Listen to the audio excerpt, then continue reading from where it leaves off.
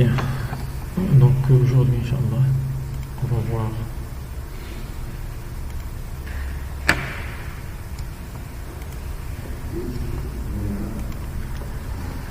le protocole triple P ou E. Point to point over Ethernet. C'est-à-dire dans, si vous voulez, dans Ethernet. Normalement, triple P, si vous vous rappelez, on a dit que triple P, il peut fonctionner avec différentes technologies, surtout dans la couche physique, des technologies broadband, c'est-à-dire large bande.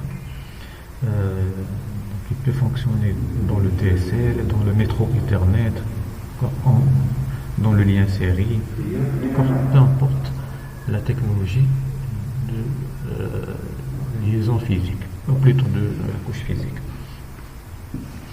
Maintenant, on a le protocole triple P qu'on a déjà fait, et on a over Ethernet. Donc, qu'est-ce qu'ils ont? Ils ont regroupé. Donc, on sait que triple P, parmi les avantages, c'est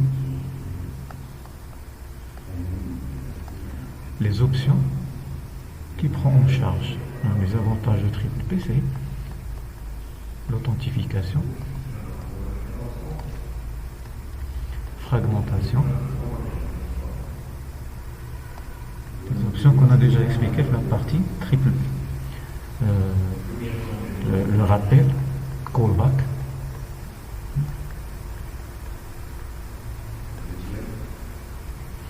la fiabilité, la compression, multilink, liaison multiple,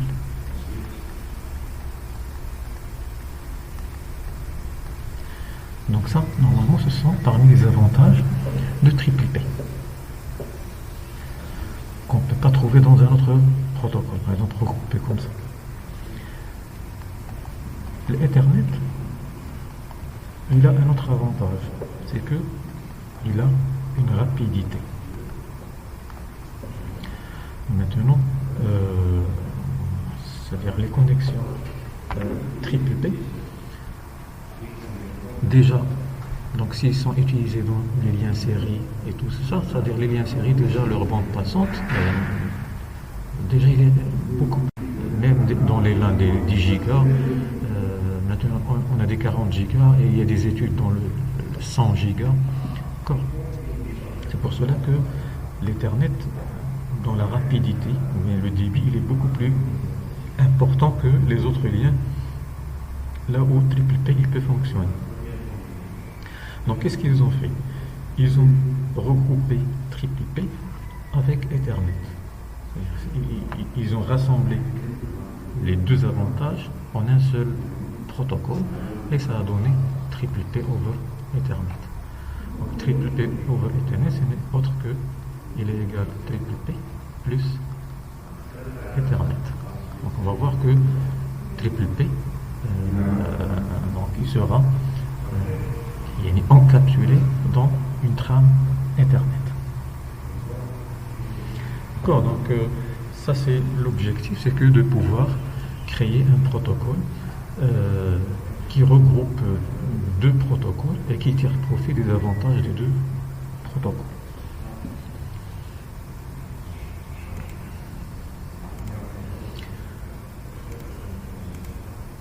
Donc nous allons voir le processus de découverte PPE. C'est ça. Le processus de découverte triple P. C'est-à-dire comment triple P ou E fonctionne quand il est déclenché. Donc si on prend dans cette topologie, on a ici le client, et ici on a le serveur. C'est-à-dire ça, il joue le rôle client triple P, OE, et ça, il va jouer le rôle triple P, OE, serveur. Donc la première requête, quand il démarre le client, qu'est-ce qu'il va faire? Il va envoyer une requête qui s'appelle PADI, un nom mais comme ça, pour avoir une simplification dans les noms. Normalement c'est une abréviation. PADI, c'est-à-dire triple POE, Active Discovery Initialization. Donc une initialisation, c'est la première requête qui sera envoyée dans triple POE. Qu'est-ce qu'il a cette requête? Donc PADI, c'est le client, il présente son... C'est-à-dire c'est comme une découverte. Le client, il va voir est-ce qu'il y a un serveur triple POE dans le réseau. Et en même temps, le client, il va présenter ce qu'on appelle son host ID. Le host ID, ce n'est autre que l'adresse MAC. Puisque maintenant, on est dans le principe de Ethernet. Triple P n'a pas une adresse MAC. Si vous vous rappelez, il a une adresse, une suite de 1. Maintenant, remarquez, on a des adresses MAC. Pourquoi? Parce que maintenant, triple P, il va fonctionner dans Ethernet et pas dans un lien série. Les connexions, ils sont ici Ethernet, cette connexion. Ethernet, Fast Ethernet, Giga Ethernet. Et on sait que Ethernet, l'adressage niveau 2, ou l'adressage Ethernet, ce sont les adresses MAC. Donc, le client, dans la requête PADI, c'est une requête envoyée par le client triple POE. En même temps, c'est une découverte. Est-ce qu'il y a un serveur triple POE?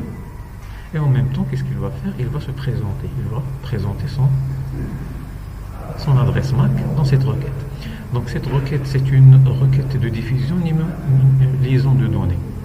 Broadcast, c'est-à-dire une suite de F. Oubliez, maintenant c'est un MAC, c'est une suite de F. D'accord? Oui, mais l'adresse MAC de diffusion.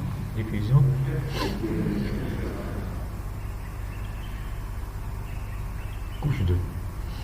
Voilà, donc lui, qu'est-ce qu'il va mettre? Il va mettre son adresse MAC à lui, dans l'adresse MAC source, mais dans l'adresse MAC destination, il va mettre une suite de F.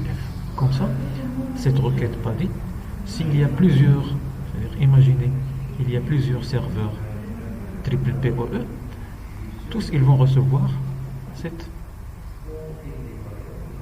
requête. Maintenant, un serveur triple P, quand il reçoit des clients la requête PADI, il va répondre avec PADO, PADO. Toujours PAD, ça ne change pas, mais vous voyez la dernière lettre qui change. Donc maintenant, triple P, Active Discovery, Offer. Et là, on va dire le serveur triple P, il va présenter son Access Concentrator, ce qu'on appelle AC. Access Concentrator. L'Access Concentrator, ce n'est autre que l'adresse MAC aussi. Donc AC. Et AC, c'est l'équivalent de l'adresse MAC. Maintenant, le serveur, il a reçu la requête PADI. Celui-là, il a reçu aussi PADI. Mais ils vont répondre avec PADO. C'est-à-dire les deux maintenant, ils vont répondre avec PADO. D'accord? Puisque PADI, c'est une diffusion niveau 2, le client peut recevoir plusieurs PADO. Maintenant, le client, il peut recevoir plusieurs. Non, pardon, ça c'est PADI et ça c'est PADO. D'accord? Donc, c'est-à-dire, il va recevoir, dans notre cas, 2 PADO. Mais normalement, il va choisir une. Donc, si plusieurs, normalement, concentrateurs d'accès existent, on va les appeler des concentrateurs d'accès. Les serveurs triple P, ça s'appelle des concentrateurs d'accès. Si plusieurs concentrateurs d'accès existent, le client choisit un concentrateur d'accès en fonction de son nom ou bien même des services proposés par l'access concentrator. Donc, de toute façon, il va choisir un. Rien pour vous montrer. Donc s'il y a un seul concentrateur d'accès, c'est bon. Le client va recevoir seulement une seule requête PAD. Hein, pour vous montrer, puisque le PAD c'est une diffusion, s'il y a plusieurs serveurs triple P, tous les serveurs ils vont envoyer une réponse PAD. Mais le client il va choisir une seule. Une seule, il va la choisir en fonction du nom de concentrateur d'accès ou bien en fonction des services qu'il va offrir à ce client. Bref, on va prendre maintenant pour poursuivre seulement dans l'exemple un seul. Maintenant, toujours dans le PADO, on a dit l'access concentrateur, il sait maintenant quel est le client demandeur, puisque le client demandeur il a déjà envoyé son adresse MAC dans la requête PADI.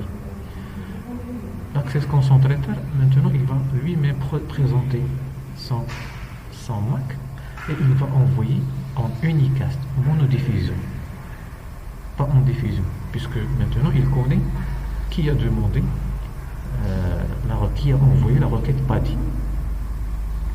D'accord, donc ça c'est.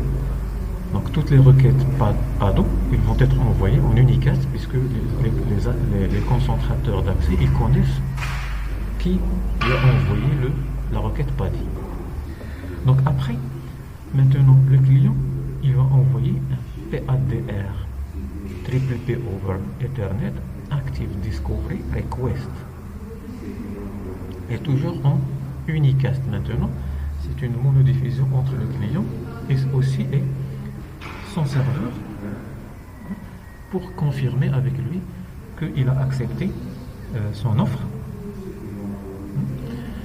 Donc dans le PADR, le client demande une ID session, c'est-à-dire déjà dans request, le client, s'il reçoit plusieurs PADO, s'il choisit un seul, et il envoie la requête PADR, c'est-à-dire déjà il a accepté l'offre de ce serveur, l'autre il ne va pas recevoir. Donc quand il ne reçoit pas la réponse PADR, il sait que donc son offre n'a pas été choisie, donc il ne va pas continuer avec lui.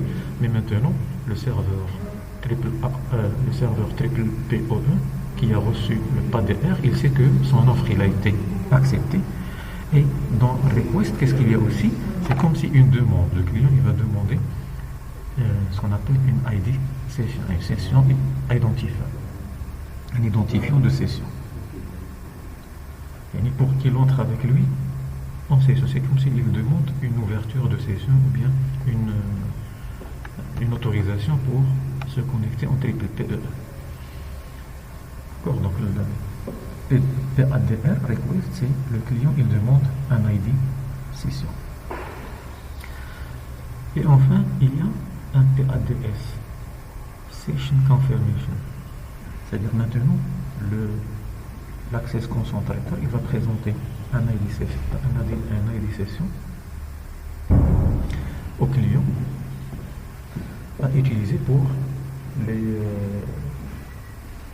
à utiliser dans la session. C'est-à-dire, puisque le client il a demandé un ID session, maintenant le serveur il va lui envoyer dans cette requête l'ID session. C'est-à-dire il va lui dire voilà un exemple, voilà l'ID session qu'on va utiliser, que tu vas utiliser. D'accord, donc ça c'est les communications triple P. Donc ça vous rappelle un petit peu les requêtes DHCP. C'est exactement le même principe, sauf que avec une logique un petit peu différente.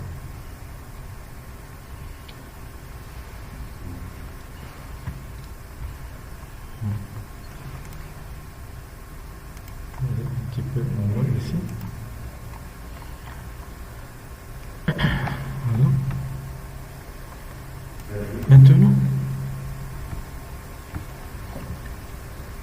toujours le même principe. Donc ça, les premières requêtes, ça c'est en premier.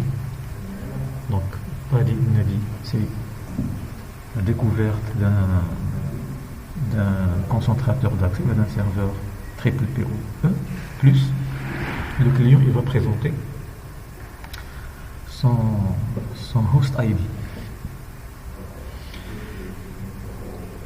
Le PADO, c'est le serveur, maintenant le serveur il est là, le client il est là.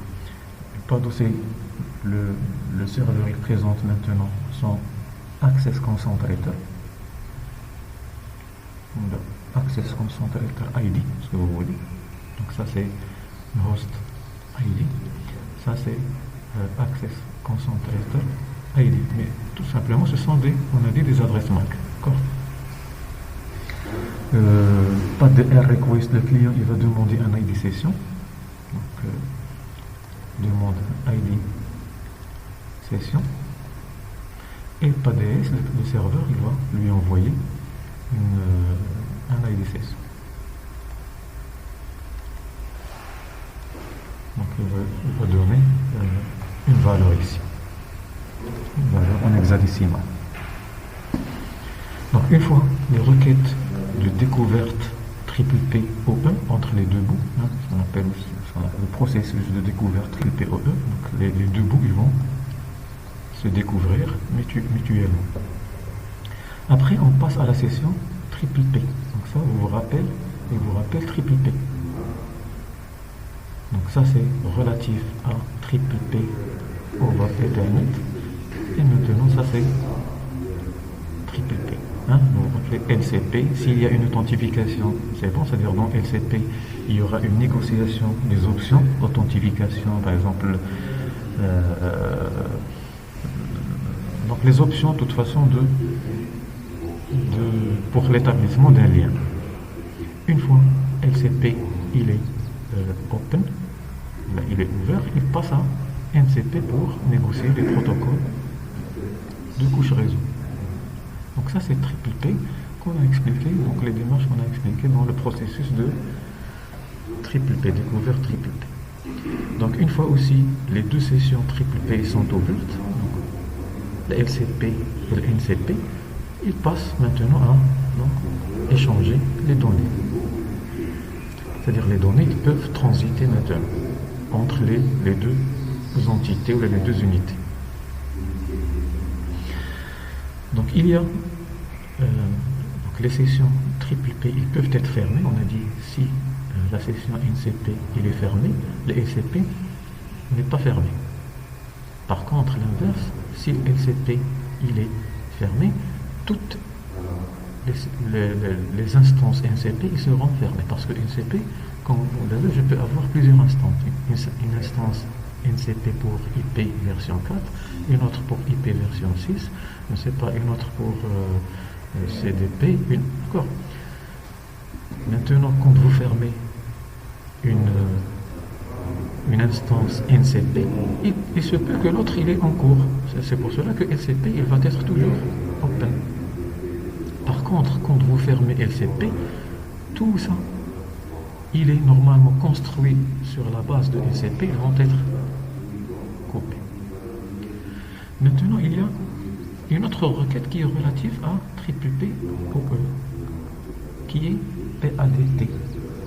Donc, tout simplement, c'est la même chose, Active Discovery Terminate. T, c'est pour Terminate. Ça, c'est les deux bouts, ils vont se mettre d'accord sur la terminaison ou la fermeture de la session triple PoE. D'accord, donc dans une communication triple PoE, triple P c'est lui qui va être déclenché en premier pour assurer la découverte on va dire des voisins, des clients avec le serveur. Après, il y a triple P pour établir le lien et voir s'il y a des authentifications. Donc ça c'est l'avantage, si vous voulez, de triple P, c'est qu'il a une authentification. Ethernet n'a pas d'authentification. Il n'a pas une authentification, c'est-à-dire intégrée Donc Ethernet, il peut être utilisé avec un autre protocole pour assurer l'authentification. Mais lui seul, il n'a pas l'authentification. D'accord. Pas comme triple P. Triple P, il a l'authentification intégrée. C'est-à-dire, on ne va pas prendre un autre protocole de plus d'authentification pour... Non. Ethernet, il ne fait pas ça. Ethernet, pour assurer l'authentification Ethernet, vous devez lui ajouter un autre protocole d'authentification. Genre, on va voir par la suite, dot 1x. Donc, il peut être utilisé avec... il y a d'autres protocoles aussi avec Ethernet pour assurer l'authentification pour Ethernet. Mais nativement, Ethernet ne fait pas l'authentification, pas comme triple T. C'est pour cela que on a dit qu'ils ont tiré profit des avantages triple P avec l'avantage rapidité de Ethernet. Ils ont ressorti un autre protocole, une autre technologie qui est triple P. D'accord, donc ça c'est les requêtes triple P, donc pas d'I, pas d'O, pas DR, pas DS et pas DT pour triple P over Ethernet.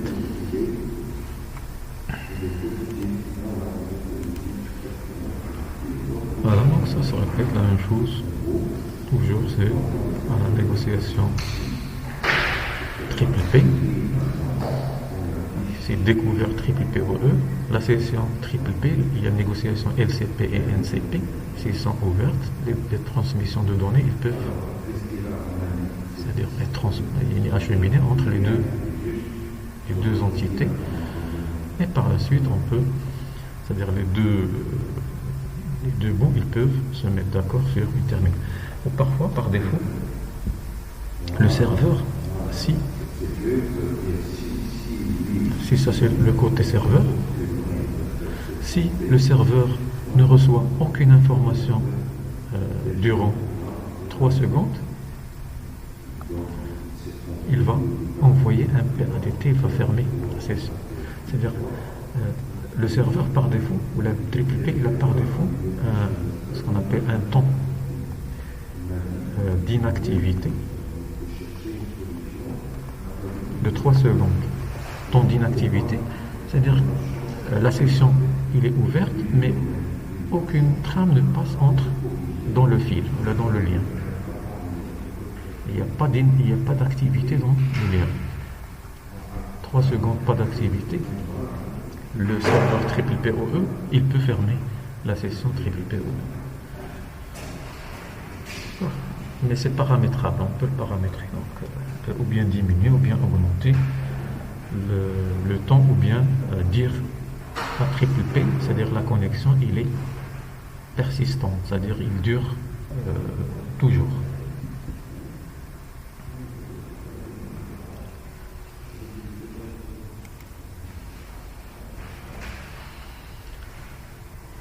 Maintenant, on va voir la trame Ethernet et la trame triple POE. Donc ça c'est une trame Ethernet. Ça en haut c'est la trame Ethernet. On va remarquer la trame Ethernet, une trame normale, maximum c'est 1518 octets, sans compter préambule. Il y a un préambule ici, un délimiteur, normalement, il n'est pas compté dans la trame. Pourquoi? Parce que le délimiteur, il est envoyé une seule fois. La première trame, c'est elle qui a préambule.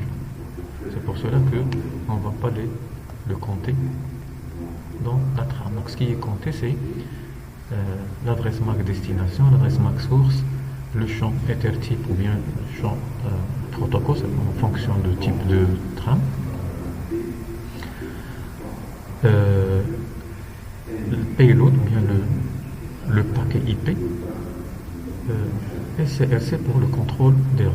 Donc 6 octets pour l'adresse MAC, 6 octets pour l'adresse MAC source, 6 octets pour destination, 2 octets pour le champ Ether type et 1500 octets pour le payload, donc là la charge utile, on appelle la charge utile en anglais payload. Payload, c'est-à-dire ce qui est encapsulé dans la trame. Hein, les données qui sont encapsulées dans la trame, ils sont là. Donc, dernière donnée qui a été encapsulée dans la trame, c'est le paquet IP. Normalement, si on prend TCP/IP, la pile TCP/IP, vous avez l'application, vous avez transport, vous avez Internet et vous avez accès au réseau. Donc la donnée qui est ici, elle va être encapsulée dans un segment TCP, bien datagramme. Le segment il va être encapsulé dans un paquet. Le paquet il va être encapsulé dans une trame Ethernet. C'est pour cela que la dernière PDU, la dernière unité de données, c'est le paquet qui sera encapsulé dans. Et déjà le paquet, il y a dedans un segment, et dans le segment, il y a dedans, si vous voulez, un message. Mais bref, ça, on peut l'appeler donnée, charge utile, ou bien paquet IP, ce que vous voulez. Donc ça, c'est une trame classique. Maintenant, puisque triple P over Ethernet, il va être utilisé dans Ethernet, remarquez, triple P over, s'il est configuré, il va réserver pour lui 8 octets dans la trame. Ça veut dire il va prendre un petit peu la place, donc 8 octets de 1500 octets qui étaient réservés, puisqu'on a dit dans la trame, le maximum de cette partie, il doit être 1500, il ne doit pas dépasser 1500. La charge utile ne doit pas dépasser 1500. Maintenant, pour garder la trame, ne pas changer la taille de la trame, hein, ça reste la même trame, on ne va pas, et triple P over Ethernet, il ne va pas ajouter un champ de plus, c'est-à-dire de 8 octets, mais il va l'utiliser de la charge utile, c'est-à-dire il va réserver 8 octets de la charge utile pour mettre ses propres informations. Et toujours ici, si vous remarquez, c'est 1500 octets, on n'a rien changé. Sauf que maintenant, cette partie-là, la donnée utile, il n'aura pas 1500.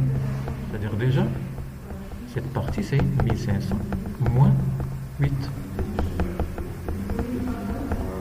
D'accord, 1492. C'est-à-dire maintenant la charge utile, si on a triple P, la charge utile, il doit être 1492 et pas 1500. Si la charge utile il est 1500, on aura 1500 plus 8. C'est-à-dire déjà ici, on aura 1508. Et 1508, c'est pas conforme, c'est-à-dire à la règle de l'encapsulation de la trame par défaut. Donc c'est pour cela que triple P over Ethernet, une fois il est configuré, il va réserver pour lui 8 octets dans la partie charge utile.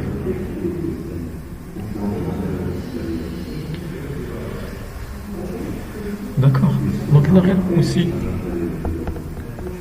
une fois on va configurer le triple P, normalement on va aussi configurer, on va définir ce qu'on appelle la MTU. Donc pour cela, je vais vous expliquer un petit peu ces termes.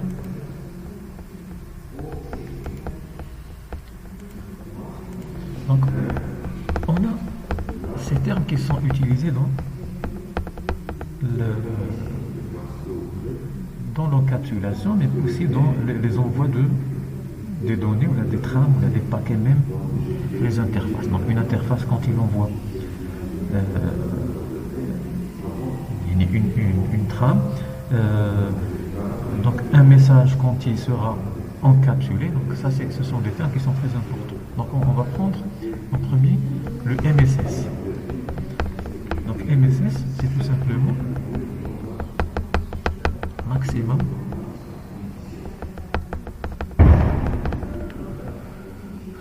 segment size. C'est-à-dire c'est comme si la taille du segment, la taille max du segment, un exemple du segment TCP, la taille max. Normalement, le MSS, il se négocie dans la requête SYN. Vous marquez dans TCP, vous avez A et B.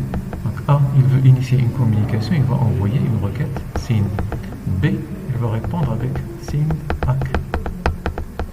Et A, il va répondre avec ACK. Ça, c'est toute connexion, la communication TCP, il va commencer par ces trois requêtes en premier avant que les données soient échangées entre les deux bouts. C'est pour ça qu'on appelle là aussi three-way handshake. Maintenant, le MSS, il est négocié dans cette requête, cette SYN.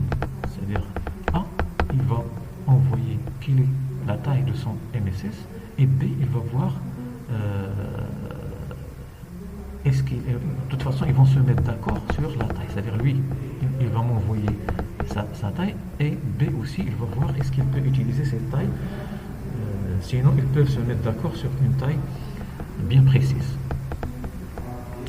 Donc, le MSS, c'est tout simplement la taille du segment. C'est-à-dire, vous avez, c'est pas transport, vous avez ici réseau, la couche aussi, liaison de données physique. Donc ici c'est pas donc on peut mettre donc session, présentation, application. D'accord. Et ce qui nous intéresse, c'est le passage de là à là. Donc ça, c'est la formation des segments. La formation PDU qui est ici, c'est segment. PDU qui est là, c'est paquet, le paquet. Et PDU qui est là, c'est la trame. Ici, c'est les bits. Donc, ça, c'est ce qui est ici, c'est un message. Bien une donnée. Donc, le message, il sera encapsulé dans un segment. Le message, il sera découpé en différents segments, pas seulement un segment. Donc, un message, il sera découpé en plusieurs segments. Chaque segment, il sera encapsulé dans un paquet. Chaque paquet il sera encapsulé dans une trame. Et chaque trame il sera une suite de bits. Donc pour qu'elle soit à la fin, donc il va subir une signalisation pour qu'il soit transporté dans le câblage. Maintenant le maximum size, c'est la taille max de ce segment. Réel, sans les entêtes, les normes, c'est que, par exemple,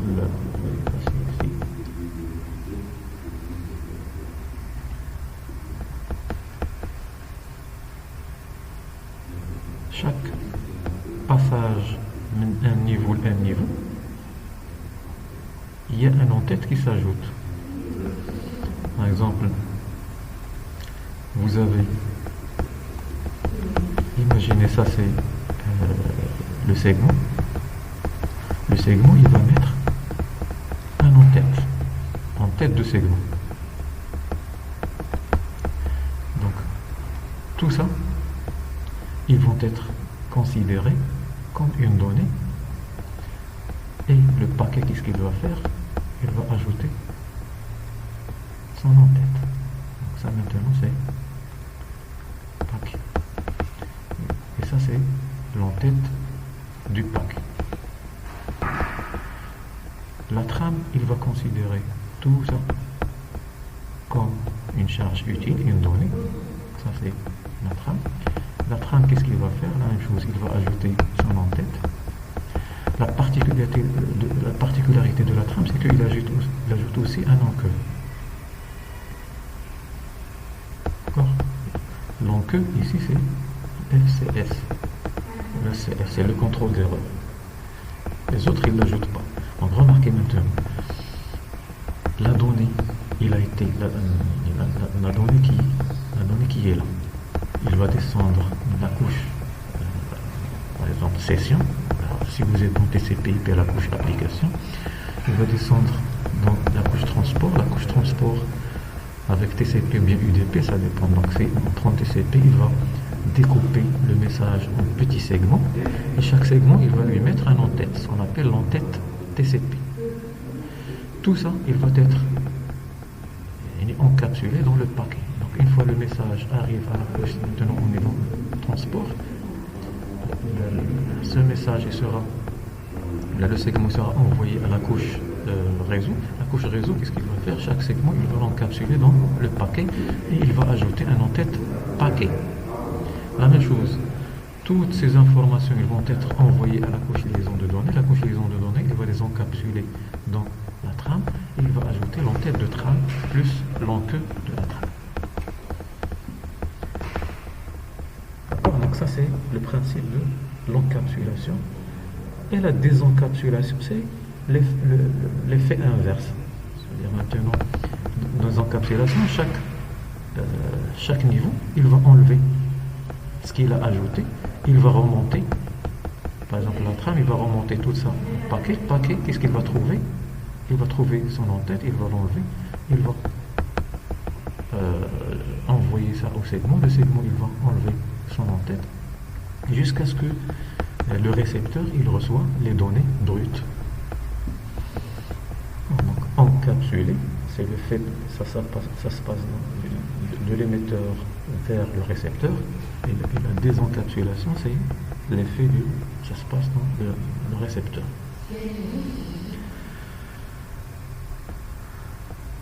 D'accord. Maintenant, on a la notion de MTU. Le MTU, c'est Maximum Transmission Unit. Donc, une unité de transmission maximum. On avait dans la trame, ça c'est la trame, il y avait l'entête de trame, ou l'entête Ethernet, on va préciser, l'entête trame. Et vous avez ici une partie donnée, bien charge utile, et par la suite FCS. Donc cette donnée qui est là, c'est ça la MTU. C'est-à-dire pour nous, la MTU c'est 1500 octets. Je vais vous donner un exemple.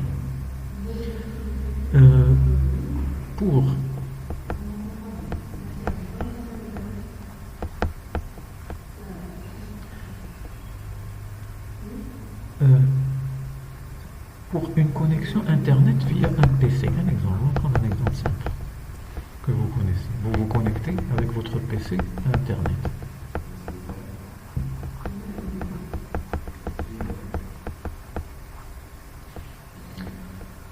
Donc, connexion.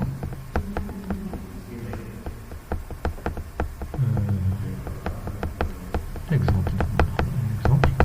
Une connexion Internet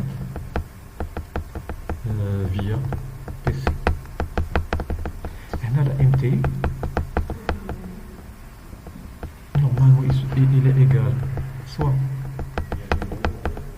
576 octets, 576 octets, soit 1500 octets. Ça dépend. Ça, c'est normalement si vous utilisez RTC, l'ancien avec modem, RTC et tout ça, donc le débit était très bas. Ou bien, normalement maintenant, on utilise 1500. Et là, si on a ces valeurs, donc on a le MSS, il doit être, si on a ces valeurs, soit 536, soit 1460, toujours octets. Donc, si vous avez l'MTU 576, le MSS il doit être 536. Si vous avez MTU, ce qu'on utilise généralement, si on a 1500 dans l'MTU, le MSS il doit être 1460. De toute façon, le MSS il doit toujours être strictement inférieur à MTU. C'est logique puisque le segment il sera encapsulé dans le paquet. Ça c'est le segment, il sera encapsulé dans le paquet. Ça c'est la taille max d'un segment, bien sûr sans les en-têtes, et ça c'est la taille d'un paquet. Donc ça il sera encapsulé ici, il doit être inférieur, logiquement. Maintenant, remarquez, le MSS il est comme ça. Donc pour atteindre normalement 1500, puisqu'on a dit ça, il sera encapsulé ici, et ça, il sera encapsulé là. Tout simplement parce que les en-têtes, donc on va prendre l'en-tête de segment, TCP, il est égal à 20 octets.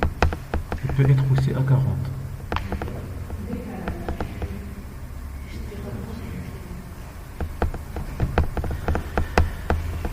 L'en-tête de, si vous voulez, de paquet égale aussi 20 octets. D'accord?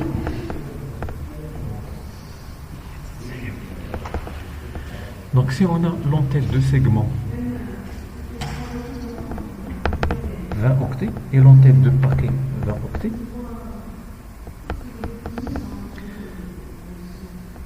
donc le MTU, on va les ajouter. Donc MTU, normalement, il est égal à MSS plus les en-têtes TCP et IP. Donc prenez n'importe quel MSS ici, par exemple 536. Ajoutez 40. 20 plus 20. Ça va faire 576. C'est ça. Si vous prenez 1460 et vous ajoutez 40, ça va donner 1500. C'est pour cela que le MSS plus les en-têtes TCP et les en-têtes IP, il donne le MTU.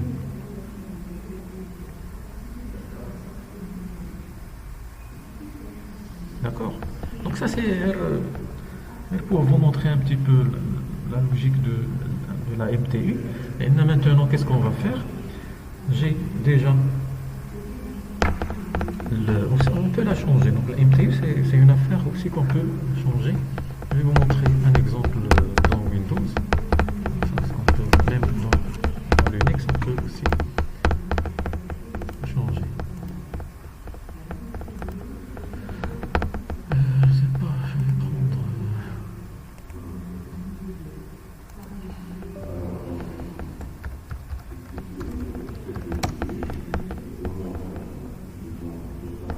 Donc avant, c'est une affaire d'interface. Donc le changement de MTU, c'est-à-dire je vais dire à mon interface, si tu veux envoyer le maximum de transmission d'unités que tu vas envoyer, c'est une valeur. Normalement, on a dit c'est 1500 par défaut. Donc si je mets sous Windows,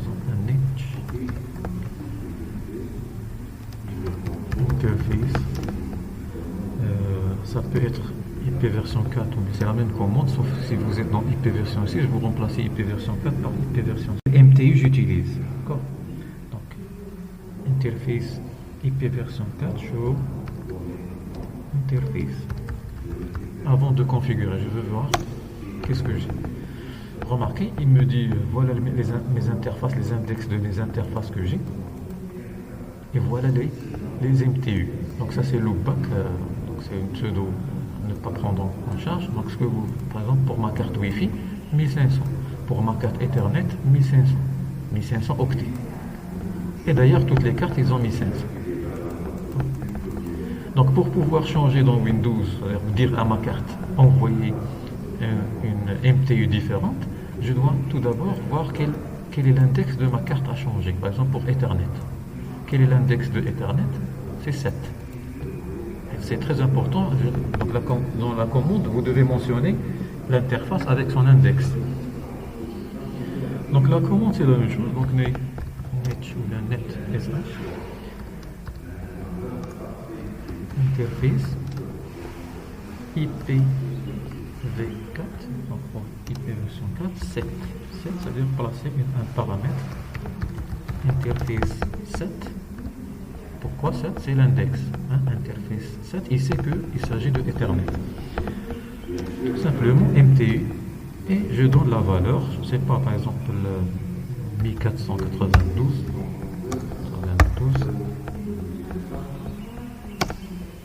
Voilà, il m'a dit OK. Il a accepté. Si je un show, remarquez maintenant, le MTU a été changé. Donc ça maintenant sur une interface dans un système Windows, la même chose. Donc sous Unix ou la Linux plutôt, c'est simple. Donc if config, le nom de l'interface, par exemple ether0 MTU espace la valeur.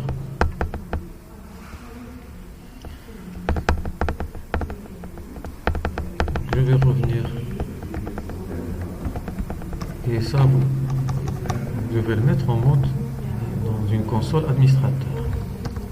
Je vais revenir la valeur par défaut. C'est bon, il est rétabli. D'accord, maintenant on a l'intérêt. C'est que quand on va utiliser triple PoE, on va diminuer en quelque sorte la MTU.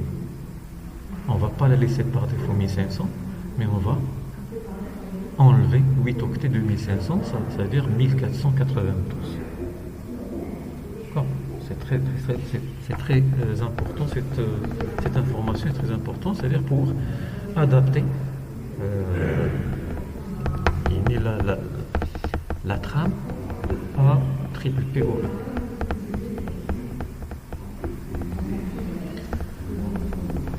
D'accord. Jusque là, est-ce que c'est bon?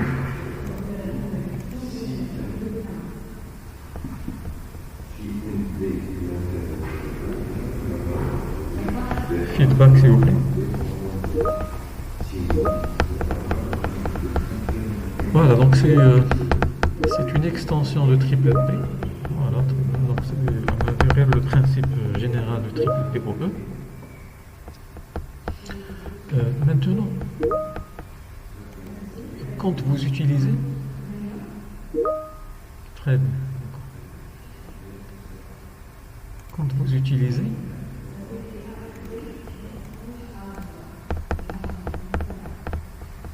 donc c'est pas chez vous, mais dans une entreprise, vous avez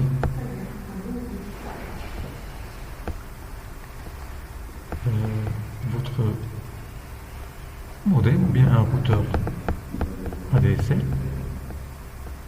Donc le routeur, je sais pas, il est lié à un ordinateur. Le routeur déjà, donc sans fil, il peut être lié à un PC portable, il peut être lié à un smartphone, je sais pas, à une tablette,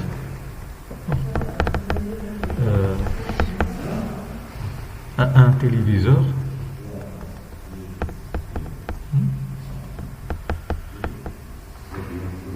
Votre routeur ou bien modem, il a une connexion. Connexion RJ11 avec normalement la ligne téléphonique. Bref, il y a ici un filtre ADSL, et le filtre il connecte aussi votre donc un téléphone, et ça c'est la boucle locale, c'est-à-dire de là à là vous avez votre boucle ça c'est le fournisseur, si vous voulez, d'accès Internet. Voilà, donc, la limite, le point de démarcation, un exemple, c'est derrière le filtre. Donc tout ça, ça vous appartient et vous êtes responsable de ce matériel et même le câblage qui est ici. Par contre, dans la boucle locale jusqu'au fournisseur, c'est la responsabilité du fournisseur. C'est-à-dire si quelque chose ne fonctionne pas ici, ou un dysfonctionnement, c'est lui qui est responsable. Maintenant, si on prend le cas d'ADSL, si vous avez votre connexion Ethernet ici, vous avez Ethernet, la même chose ici, c'est sans fil, c'est Ethernet. Les communications derrière normalement le fournisseur, qu'est-ce qu'il a derrière le fournisseur? Si vous vous rappelez, il y a donc entre ça et les répartiteurs, on a déjà expliqué ça dans les technologies One. Vous vous rappelez des répartiteur central qui va séparer le flux Internet des flux téléphoniques, d'accord? Mais bref, à un moment donné, il y a le DSLAM.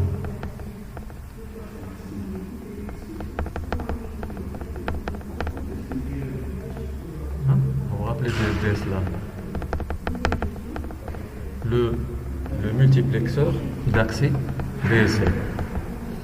Donc derrière DSLAM, il peut être, le fournisseur il peut avoir l'ATM ou par exemple le giga Ethernet. Donc c'est une affaire de fournir. Chaque fournisseur, donc il a une liaison qu'il préfère.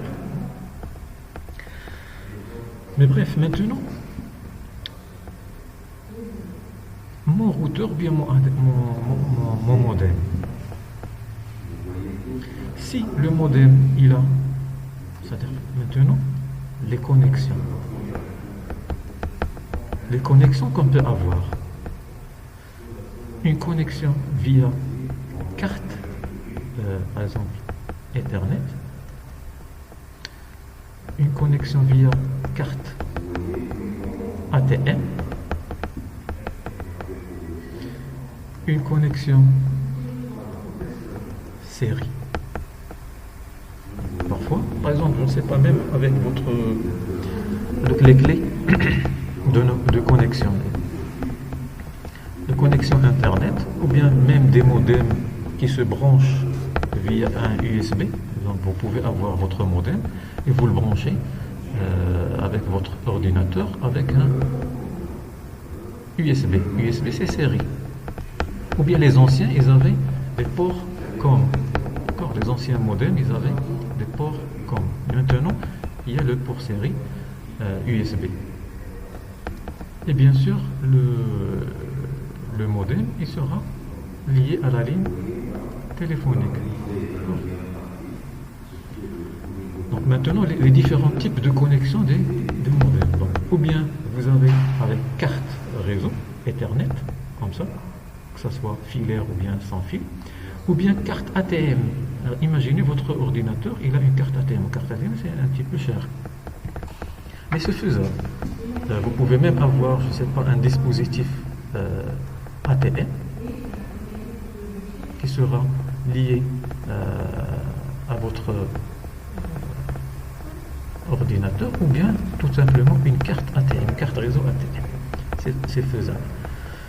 Ou bien série avec port USB, d'autres ports série. Maintenant, ça se voit, Ethernet ATM, c'est bon. C'est-à-dire, si vous avez Ethernet ATM, on va prendre le premier cas. Si j'ai des connexions Ethernet avec mon modem ou bien routeur ADSL, la communication qui va passer, c'est une communication triple P over Ethernet.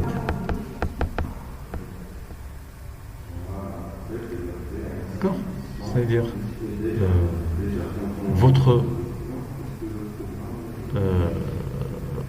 poste il sera vu comme un client triple P, en passant par le modem ou bien le routeur, et le fournisseur, c'est le serveur. C'est-à-dire les requêtes, ils vont passer entre le client et le serveur. Pourquoi? Parce que votre connexion, il est Ethernet. Maintenant, si vous avez ATM, vous avez une carte ATM, ou bien vous avez un dispositif qui va faire la traduction. Si vous avez Ethernet, vous pouvez avoir un adaptateur ATM. Mais bref, si vous avez une connexion ATM, le protocole que vous allez utiliser, c'est TTP over ATM. Maintenant, vous avez TTP qui sera encapsulé dans une cellule ATM. Non, pas la même chose. On a dit TTP, il peut fonctionner avec différentes technologies. Voilà les deux technologies maintenant qu'on a. Donc TTP over Ethernet. Si vous utilisez Ethernet avec par exemple la DSL, vous pouvez vous connecter en TTP over Ethernet. Mais si vous utilisez ATM, vous allez utiliser un autre protocole qui est TTP over ATM. Donc le même principe, c'est toujours TTP, mais dans une cellule ATM, pas dans une trame Ethernet. On a aussi TTP over frame relay. Dans un réseau frame relay, votre fournisseur il vous donne un réseau privé, vous rappelez un réseau privé frame relay, pour vous connecter, c'est-à-dire vous pouvez vous connecter avec TTP over frame relay. Mais maintenant dans la DSL, ce qui est plus utilisé, c'est ça. Ça, si vous utilisez une carte réelle, ou bien si vous utilisez maintenant série. Maintenant la série, donc on a vu ces deux. Série, on a deux types de liaison série. Donc, par exemple, vous avez votre modem, vos fournisseurs va vous donner un modem, et avec un CD d'installation. Dans le CD, qu'est-ce qu'il y a? Il y a le pilote. Drive. Vraiment, pour lier un modem avec une liaison série avec votre ordinateur, vous devez avoir un pilote. Maintenant, le rôle du pilote, c'est quoi? Ou bien le pilote, il va simuler une connexion Ethernet, ou bien il va simuler une connexion ATM. En fonction du fournisseur, qu'est-ce qu'il vous a donné dans le pilote. Donc, si vous avez votre pilote qui va simuler Internet, c'est-à-dire il va dire, vous avez votre modem, c'est ça, qui est lié avec USB, avec votre ordinateur. Qu'est-ce qu'il va dire à le pilote, qu'est-ce qu'il va dire à ce poste? C'est comme s'il est connecté en Ethernet. Donc le fait d'installer un pilote Ethernet dans une connexion USB, il va simuler une connexion Ethernet à ce PC. C'est comme si maintenant le PC il va envoyer des messages dans Ethernet, mais ils seront envoyés par le câble USB vers. Et si on est dans Ethernet, c'est-à-dire on peut utiliser TTP over Ethernet. Maintenant, votre modem il est série. Si votre pilote c'est un pilote ATM pour votre système, qu'est-ce que vous allez utiliser? Vous allez utiliser TTP over ATM. Ça c'est en fonction de votre fournisseur, qu'est-ce qu'il vous a mis. C'est-à-dire que la communication qu'il va adapter. Est-ce que c'est ATM ou bien aussi est-ce que c'est Ethernet?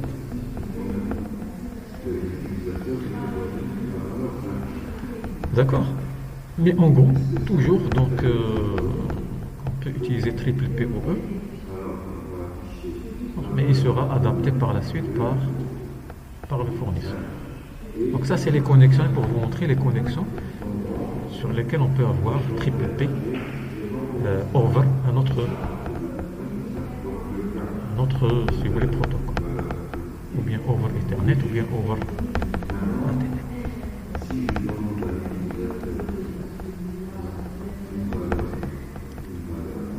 D'accord?